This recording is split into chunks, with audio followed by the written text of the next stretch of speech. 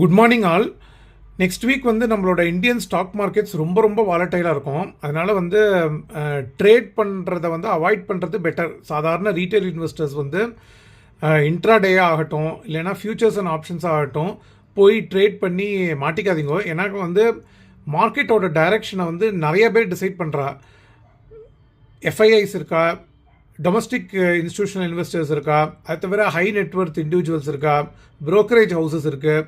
இதுக்கப்புறம் வந்து retail investors அப்படிங்கிறது வந்து ஒரு அவ்வளோ பெரிய கடலில் வந்து நம்ம வந்து சின்ன அலை மாதிரி நம்மளால் உள்ளே போயிட்டு வெளில வராமல் மாட்டிக்க முடியாது. எஸ்பெஷலி வந்து இந்த ஃபேன்சியாக அவர் சொல்கிறார் இவர் சொல்கிறார் அப்படின்னு சொல்லி ஆப்ஷன்ஸ் ரைட் பண்ணுறது, கால் ஆப்ஷன்ஸ் ஆகட்டும், புட் ஆப்ஷன்ஸ் ஆகட்டும் ரைட் பண்ணுறது, இதெல்லாம் வந்து ரொம்ப ரிஸ்கி என்டிவர். என்ன கேட்டாக்க ஃபியூச்சர்ஸ் அண்ட் ஆப்ஷன்ஸை வந்து ரொம்ப ரொம்ப ரொம்ப ஜாக்கிரதையாக டீல் பண்ணணும். என்னன்னாக்கா நிஃப்டி ஸ்பாட் வந்து